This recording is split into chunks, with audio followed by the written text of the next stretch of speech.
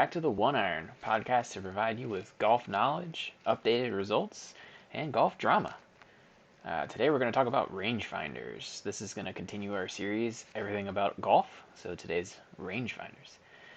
So rangefinders have been in the news recently because the USGA and PGA have decided that they're going to allow it in some sanctioned events, PGA sanctioned events.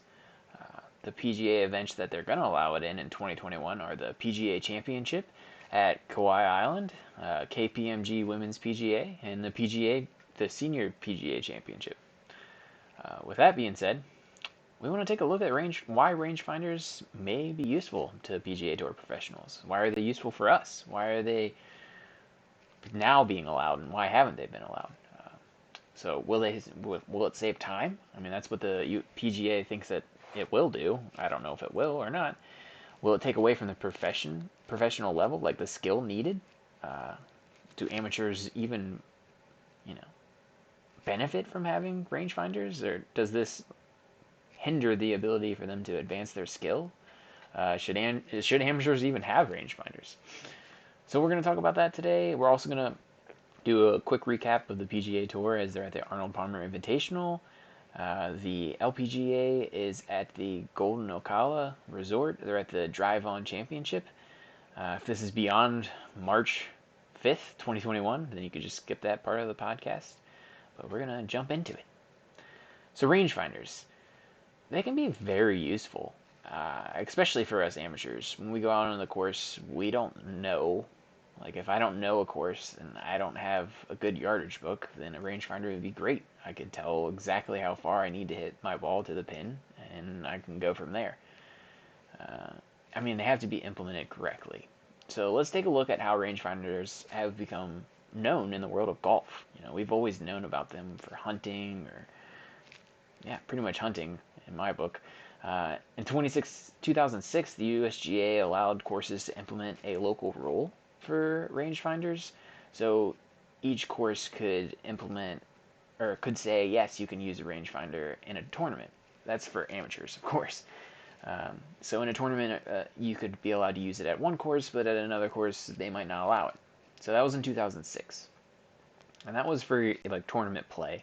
Normal rounds of golf, you could use your rangefinder. So rangefinders have been around for a while.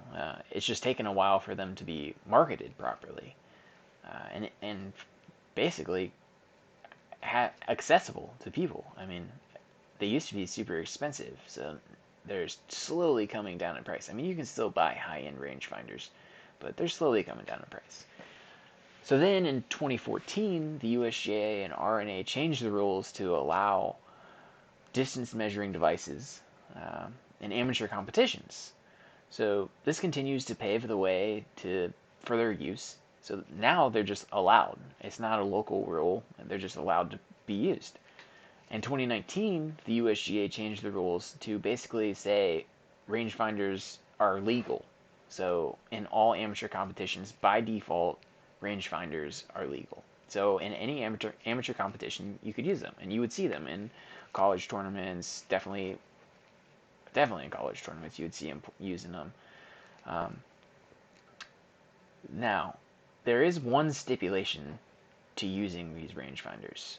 You can't use the slope function, which in most of your devices nowadays have the slope functions. They used to not, but now you can't use the slope function. There's typically a button that you can press to turn it off, or there's always a simple way to turn off the slope function. There's still rangefinders that don't even have this function. So you might be asking, why is that even of my concern? Well, it takes away some of the skill. You have to be able to judge the difference between uphill and downhill targets. If your target's uphill, obviously you're going to have to hit the ball further. If it's downhill, you're going to have to hit it shorter. A rangefinder can adjust the target distance based on your location. So all that calculation is done for you when the slope function is turned on. So obviously in tournament play, they want you to turn that function off because they want you to be able to use your knowledge of the course to make that adjustment, to change your distance. Say, you're going uphill, you think it's going to be an extra 5 to 10 yards on your drive. That's what they want you to be able to do. So the big question becomes in the PGA for professionals, if the only problem is the slope function, then why not allow them to use it? I mean, all these devices now you can turn that off, or you could specify which rangefinder you have to use. So, can they possibly implement rangefinders for professionals and then also speed up play? Now, I think that my biggest issue with the USGA coming out and saying, yes, let's do this, it's going to speed up play, is because I don't think it's going to speed up play. So, I mean, that's the main reason they're saying they're rolling this out, which I think is bogus. If you've ever used a rangefinder, you know that having a clear sight on the target, so you're using your rangefinder and you're trying to target this flag, this stick. You're trying to target that. You have to hit that, and it typically takes like 10 to 15 seconds to hit it. And that also is when I'm on the course and there's nobody behind the green. Now, obviously we have COVID right now, so crowds are either none or small, so it's not that big of a deal. But what about when there are crazy amounts of people surrounding a green? I mean, it might be a little difficult to pick that pin and actually hit it. So yeah, so it can take 10 to 15 seconds to try to lock onto a flag stick. And nowadays, most of your rangefinders, they'll buzz when you do hit lock on, which would be nice and will be awesome for these PGA professionals when they have crowds. But still, 10 to 15 seconds. Think about that. I mean, that's adding on time to an already tour player's process. So you think, okay, 10 to 15 seconds to try to hit the target. Now the player has to, assess the distance that they've just been given. And now the distance they've just been given is just to the hole. It's not like, oh, I'm getting the distance to the front of the green. I'm getting the distance to the back of the green. That's not what they're getting. They're getting the distance to the pin. So the professionals still have to lean on their caddy and their yardage books to determine, okay, this is the distance to the hole. Now this is where I want to land it. Like, they're picking a specific spot on that green to land this ball. So they're going to shape their shot, land it in a certain spot, let it roll up. So they know everything about the green. And them finding the pin place, the distance to the pin, really isn't going to do much for them. They don't care how far it is to the pin. Like, they care how far it is from here to the front of the green. Now, obviously, it's just going to add another number. So, okay, 10, 15 seconds to hit the flagstick. Now they're like, okay, well, how far is it from the flagstick to the front of the green? So they're going to subtract that distance. And then they're going to start figuring out, okay, this is where I really want to hit it. This is the distance that I want. Then they also have to factor in wind and slope. So it sounds like they're just adding more to the process that they already have. Now, if you have a really good caddy, which most of these professionals do, this caddy's probably already, once they get up to the ball, they're probably already marked out, okay, this is how far you need to hit it, and it's pretty precise. Like, they're like, okay, this is how far it is to the pin from this location, because I have this already planned out in my book, because what did we do? We did practice rounds. And what did I do while I was doing the practice round? I was writing everything down. They know the course better than most. So, as that caddy is walking up, they're already getting that distance that you would get from a rangefinder. I mean, so it just doesn't make sense to me saying, hey, we're going to let you use rangefinders now. It's going to speed up play. I just don't think that's going to happen. Not only is that not going to happen, but when they first implement it, it's definitely not going to happen, because you have to get acclimated with the devices that you're using. I'm sure that the tour is going to roll out specific rangefinders that they have to use, and they're going to have to get acclimated with those.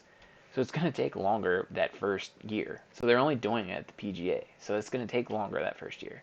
So there's not much you're going to get from that. It'd be next year that we would learn. And then after that, I guess they would have to assess whether or not they want to put this out on all their tournaments. I would assume they wouldn't, but maybe they will. But anyway, okay, so your caddy is telling you this is what it is. this is the distance. I've already marked it out. Then you're calculating the wind and the slope and the ball position. To me, pulling out a rangefinder is just an extra step. I mean, it could be eliminated basically by the caddy counting the distance that he or she uses as they approach the ball, so that from the tee. I mean, that's basically all you need.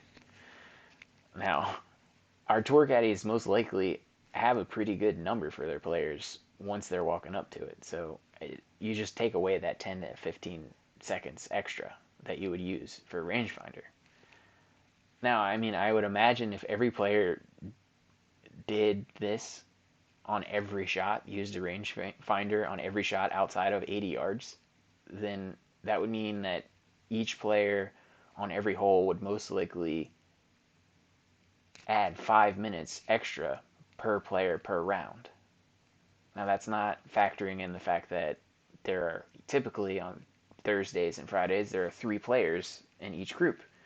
So if each player used it once on each hole for 18 holes, that comes up to about 14 minutes for three people to play 18 holes. So that's extra 14 minutes per round. Now, on the flip side, I could see how rangefinders would speed up the process if a player decided to completely shank a shot like Justin Rose did today out of a sand trap. Now, obviously it doesn't happen very often for these pros, but they're human beings. It happens. So, say Bryson tees it off and he's just mashing them, but he's hitting it left into the rough. Obviously, he is going to have to walk it. He's going to have to pace it out from the fairway to a spot that he knows the distance. He's going to have to pace that out from there, from the fairway to his ball, know what his distance is, go from there. And that takes time. Obviously, that could take well over a minute for a caddy to walk, pace it out, find the distance, and go from there. Now, with a rangefinder, obviously, you'd be able to pick up that flagstick and go. I get that would save much time. So I see the flip side in allowing them to use rangefinders when it comes to, I just shanked this shot, it's in the middle of nowhere. I gotta pace this out, or I can pop out my rangefinder and figure out what the distance is to the hole. That makes sense. To me, it makes sense. But, all in all, there aren't going to be that many shots from these PGA Tour players. Like, it doesn't make sense in that essence. So, it's not going to save time. And the USGA and PGA saying that this is the reason why we're rolling it out is because of saving time, I think is bogus. They're rolling it out because why wouldn't we keep up with technology? I mean, why wouldn't we give these professionals all the technology that they can use to play the best game that they could possibly play? I mean, I want them to feel confident going over their shot, knowing this is the yardage that I need to hit it. I don't care. Let them know the yardage they need to hit it. They still have to pick the shot shape. They still have to decide on whether or not the wind's going to affect it, whether or not their ball position is going to affect it, like how they're going to bounce it. Am I going to put it like 10 feet from the hole and spin it so that it stops on a dime, or am I going to let it roll out, or am I going to hit it past the pin and let it roll back? They still have to figure all that out. That's fine. Let them know what the distance is to the pin. Give them a rangefinder. It's going to, I 100% believe that it's going to take more time for them to use it, and it's going to make the rounds longer, but hey, let them use a rangefinder. That's fine with me. But don't say that it's because you're saving time, because I don't think that's the case at all. Now, for us, for amateurs, is this a good thing to have? Well, I think yes. Why not? I mean, when you're out there playing on a course and you don't know it, what's more frustrating than saying, hey, I don't know this distance, let me guess, and then you hit it short, or you hit it long, even though it was a great shot that you hit. You just get disappointed and upset. Nobody wants that. Nobody wants to play around and be like, yeah, I was hitting my clubs really well, but I just had no idea what the yardage was. Now, granted, most courses nowadays, if you're riding, which a lot of us will, most courses have golf carts that have GPSs on them, so they are able to tell you pretty much a good number within like 10 feet, probably 10 feet of how far you need to hit the ball or where you are from the pin. And they even provide you with the front of the green location and back of the green location. I mean, it's not going to be, it's probably going to be 90% accurate. But that's better than me going out there and judging a course that I don't know, ending up being like 10 yards wrong and just bombing one past the green and then having to recover when my approach shots are nowhere near these professionals. So I think that for amateurs, this is perfect. For anyone who's just going out and playing around, this is perfect. 100% you need to be conscious, self-conscious of everybody around you and understand that, hey, I still need to keep up with pace of play. You know, try to keep it at 2 hours and 15 minutes for your 9 holes. Like, you need to make sure that you're respectful of others. You don't want to upset people in front of you, people behind you. Just keep on playing. I know it's an awesome idea, though. For everybody to be able to afford them is another thing. They're rolling out cheaper versions of rangefinders. There's even apps on your phone that can allow you to pinpoint your distance to the hole. A lot of them are free. They might have ads, but hey, use it. If you can find it and you can use it and it's cheap or it's free, why not? I mean, this is all about going out and playing and having fun and enjoying the game of golf. Maybe improving your skills to the point where you're at that level where, hey, I can't use this anymore, or I've outgrown this and I don't need it. I have the knowledge to play this course. Like, that's really what you want to work up to. And you want to work up to that and build your self-confidence. It's not about us amateurs going out and saying, hey, I'm a professional, when you're not, and I'm not going to use a rangefinder, when you could easily use it and probably play better. I mean, who doesn't want to play better? I know I want to play better. But the big question then becomes, should you be relying on that every round? Obviously, it's not going to help you if you really want to improve your game. Like, if you really want to get good at knowing your distances, knowing how to judge your ball flight, knowing how to judge slope and distance, and like changing the distance in your target distance when it comes to uphill downhill lies. Like, when it comes to growing your game, you want to slowly phase out from using these devices. I know I use my phone all the time to try to figure out how far I need to hit a ball, or just trying to remember how far each of my clubs go. That's another thing. If you spend enough time, you can figure out how far your clubs are going, and you can figure out which clubs you need to use. But it takes time. So if you need to use an aid at the beginning when you're starting out, then use it. I mean, why not? If it makes your game better and it makes you happy, ultimately at the end of the day, that's what everybody wants. We want to be happy with our game. We want to be happy that we went out and played. Hey, use it. So for an amateur, if you can afford one, get one. If you can find an app that's free, use it. I know I use Golf Logics. It's great. It works. It's pretty accurate. It allows me to play around, and I'm happy with what the quality of the product. But I know that a lot of courses that you can play on nowadays, you don't even need it. They have in the carts, they have GPSs, and it tells you exactly where pin location is, front of the pin, front of the green, back of the green. You can even pick out targets on the fairway to hit, and it'll tell you how far it is from the tee, which is great.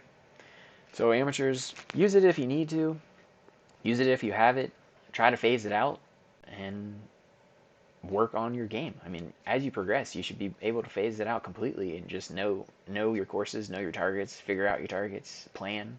I mean, a lot of it comes down to planning beforehand. If you really want to go plan a course, pick your targets that you want to hit off the tee and know the distances that you need to hit from that location that you've picked out. I mean, planning is a huge thing. That's what these professionals do. They go out, play practice rounds. Their caddies help them pick spots, know their shots. I mean, I couldn't even imagine what one of their books looked like for reading a green. I mean, those guys just are meticulous about everything. So it's just something that you can look forward to as you grow your game. And that's exactly what we want to do. We want to grow our game and just be confident in our skills. So thanks for listening about the Rangefinder. We hope it was a little informational tidbit that you could use moving forward in your game, and we can also look forward to seeing the tour players use it at the PGA Championship at Kauai Island, and the women using it at the KPMG Women's PGA, and also the PGA Champion Seniors Tour. We're definitely not going to know if they're going to use it in more events this year. It's going to take time. Like, they're going to have to figure it out next year to see if there's a change in pace of play. Honestly, at this point, professionals play around an 18 holes at 4 hours. Like, who cares? I want to watch 4 hours of golf. I mean, your afternoon rounds might take a little bit longer because you're waiting on other people, but I still want to see 4 hours of golf from 3 guys. That sounds great. Or, I mean, once they roll out this every shot with Amazon and AWS, I mean, endless amounts of golf, and you get to watch every shot from every player. I mean, it's going to be great. So that ends our little everything you need to know about golf Rangefinders session. We're going to skip right into the PGA Tour at the Arnold Palmer Invitational. It was a great day of golf, actually. Wind was not that bad, and we had some low rounds. We know that around here it can get pretty, like last year it was super windy and people barely broke even. That was on the weekend, so maybe we still have that in store for us this weekend. So, who do we have at the leaderboard? Rory McIlroy. Surprise, surprise. He's been playing really well. Just hasn't been putting 4 rounds together. It's been, he's on fire one round, and then his putter's not working, and then he's not hitting approach shots. Today was great. -6 for the day. Followed up by we have Corey Connors at the top of the list, another really good iron player. Bryson Deshambo was a huge shocker for me. I was surprised that he was. I mean, he wasn't a huge shocker because I know that this course is wider than Concession and Riviera, so it makes sense that he's able to hit some more fairways off of the tee.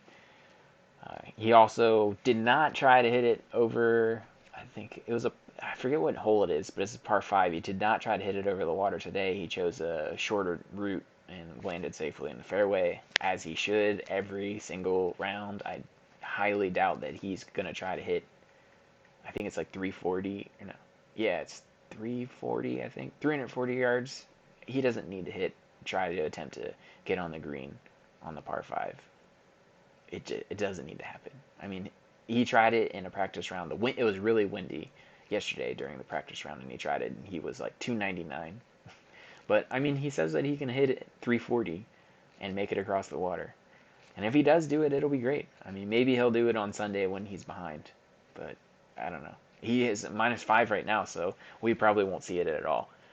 He's definitely going to be around for the weekend, and he's definitely going to be in contention. A couple of our guys that we picked didn't do the best today, but they're still in it. I mean, we still have 3 more rounds to go. They're all still in contention.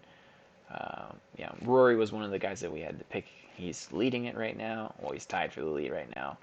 Another notable mention, Jordan Spieth teed it up. This is his first time at the Arnold Palmer Invitational, and everybody was shocked to see that he did really well. He was hitting fairways.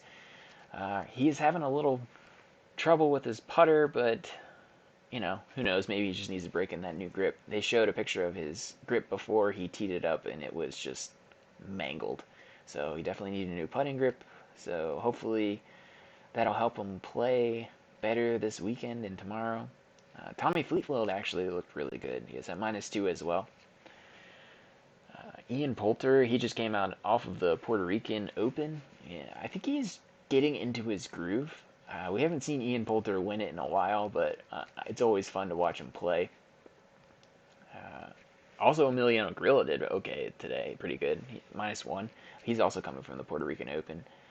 But who was our Fitzpatrick? Where did he end up? Fitzpatrick was one of our picks. He's at -3. There was a guy, Kevin Mitchell. I was hoping that he would pull out a pretty good round today, but he's currently at +1. Kevin Mitchell is a guy that's typically he places. Oh, sorry, not Kevin. Keith. Keith Mitchell, he was placed in the top 5 the past 2 rounds, or past 2 years. So he's a huge long shot too. I mean, this his play typically is leading up to the Arnold Palmer Invitational. He gets cut almost every single tournament. There's like 4 cuts, and then you see the Arnold Palmer Invitational on his history, and it's tied 5th. You know. So I'm hoping that maybe he'll pull it together tomorrow just to make the weekend, and then hopefully we'll be able to see him in the top 5.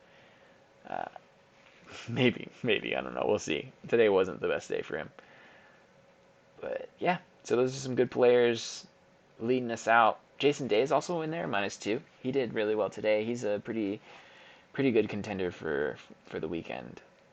Justin Rose. There's a bunch of good players. We're all pretty close. They're all pretty grouped up right now. We'll probably know more tomorrow. But good round from Jordan Spieth today. Really good round from Rory McIlroy today. Let's hope that he can keep it going. We know that he tends to falter when it comes to Sunday, so hopefully that doesn't happen here. We always want to root for him and see him win. He's always just so close, and then falters on Sunday. So that's the PGA Tour. They're at the Arnold Palmer Invitational at Bay Hill. Tune in for this weekend. We'll definitely see some great Ricky. Ooh, I forgot about Ricky. There's so much conversation going on about Ricky, and because he hasn't won, people are saying that he may never win again. And I mean, he's gone on and said that his game isn't well, and he's trying to fix it mentally and physically. I mean, I think right now it's more the mental than it is the physical. But he's sitting at +4, so I don't think he's looking too good to make the cut. He definitely needs to make the cut in order to try to get into the Masters. So, yeah, we'll see what happens. So heading over to the LPGA Tour, they're at Golden Ocala in Ocala, Florida. That's for the Drive On Championship. And surprise, surprise, Nelly Korda is leading it. She just won. The Korda sisters are just booming right now. Jessica Korda's at -3, so she's up there too. So it might be another Korda finish. Leona Mcguire was one of our picks. She's at -3. That's pretty good. She had a great day. I really think she's a dark horse here. I mean, as long as she can keep the bogeys down, I know that she can be pretty consistent with her irons. She's not the longest hitter off the tee, but she's a very consistent player. So she played at Duke with her sister too. If you ever want to watch some of their old matches, hopefully we'll be able to watch these old matches with AWS. Let's see who else was on the top of that leaderboard. Lydia Ko's there. She's at -3. She's actually, I think she's probably the favorite to win this one. She's past so they haven't played here since 2016, and she is tied for 3rd in 2016 and 2015, I believe. Our favorite that we had to pick this was where is she? Must not have done well. Daniela Kang, another notable. She's at even.